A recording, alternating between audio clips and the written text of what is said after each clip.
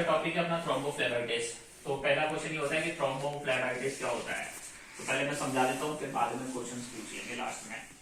Thrombophlebitis, thrombus अगर कोई जम रहा है तो वो थ्रोम्बस, और फ्लेबाइटिस, आइटिस का मतलब होता है सूजन आ जाना। कहीं पे भी आइटिस लगता है तो सूजन होता है।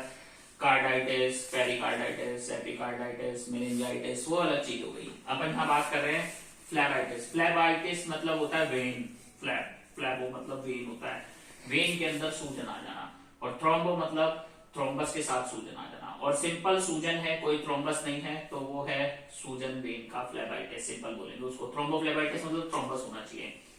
अब इसमें एक क्वेश्चन ये उठता है कि किस पेशेंट में रिस्क होता है कि थ्रोम्बोफ्लेबाइटिस होने का चांस ज्यादा होता है। कौन कौन से मरीजों में, कोई आइडिया कि कौन से मरीज में थ्रोम्बोफ्लेबाइटिस होने का रिस्क फैक्टर होता है, उनको हो सकता है। डायबिटीज में होता है, और सीआरएफ के पेशेंट को कॉमन होता है, और ट्यूबरकुलोसिस पेशेंट में, और कैंसर, और एचआईवी, और सेप्टिसेमिक पेशेंट है ना, ओबीज मोटे मरीजों में। ठीक है, उसके अलावा जिस पेशेंट का कैनुला 3 दिन से ज्यादा रह जाता है उसमें। उसके अलावा जैसे कीमो की दवाई दोगे उसमें कई बार सोडियम का कंसंट्रेशन हाई कंसंट्रेशन पे देते हो, उससे D25 से। ठीक है, कीमो की दवाइयां जैसे मैंने बता दी। कुछ लोग ब्लड थिनर लेते हैं खून पतला करने की दवाई, वो भी ये फ्लेबाइटिस करती हैं, थ्रोम्बोफ्लेबाइटिस का चांस बढ़ा देती हैं।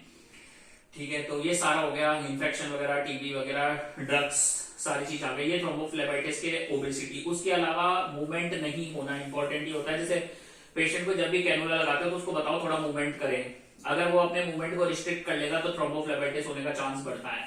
ठीक है, ये सारे केसेस हैं। अब थ्रोम्बोफ्लेबाइटिस हो गया पेशेंट को तो क्या करोगे, क्वेश्चन ये उठता है। थ्रोम्बोफ्लेबाइटिस हो गया तो क्या करोगे, हाउ टू ट्रीट, क्या प्रोटोकॉल है, क्या स्टेप्स फॉलो करोगे। थ्रोम्बोफ्लेबाइटिस हो गया तो कैनुला निकाल दोगे। ठीक है, कैनुला निकालने के बाद क्या करोगे, इस हॉस्पिटल का पॉलिसी क्या है। जैसे पेशेंट को थ्रोम्बोफ्लेबाइटिस हुआ तो क्या पॉलिसी है हमारा, करेक्टिव एक्शन, प्रिवेंटिव एक्शन जो है वो क्या है ना, वो क्या है। पहले तो कॉज फाइंड आउट करोगे, हर पेशेंट का अलग अलग कॉज होता है। फिर आगे ये नहीं होना चाहिए वो है। उसके अलावा आपने बता दिया भाई कि कोल्ड कंप्रेशन कर सकते हो। ठीक है, उसके अलावा थ्रोम्बोफोब लगा सकते हो। और सबसे पहला जो पार्ट होता है वो है पेशेंट एजुकेशन, कि आपको पेशेंट को बताना है कि भाई मूवमेंट होना चाहिए। एक्सेस मूवमेंट से भी कई बार ज्यादा हो जाता है। एक कैनुला अच्छे से प्रिक करना है, गलत तरीके से प्रिक नहीं करना, ये भी एक बहुत ज्यादा इंपॉर्टेंट है। उसके अलावा कोई भी ऐसा स्पेसिफिक ड्रग आप यूज करते हो तो उसका आपको मॉनिटरिंग करना है कि थ्रोम्बोफ्लेबाइटिस नहीं हो पेशेंट को। और ट्यूबरकुलर और ये जो हाई रिस्क पेशेंट है उनमें स्पेशली मॉनिटरिंग करके देखना है कि भाई कोई दिक्कत तो नहीं है।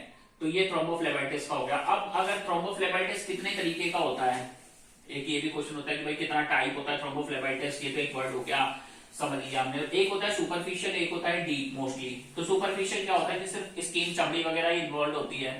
ठीक है, चमड़ी इन्वॉल्व होगी। और डीप में मसल्स, टिश्यूज, ऑर्गन्स इन्वॉल्व हो जाते हैं। तो वो है थ्रोम्बोफ्लेबाइटिस। ठीक है ना, तो अभी यही है। Thank you.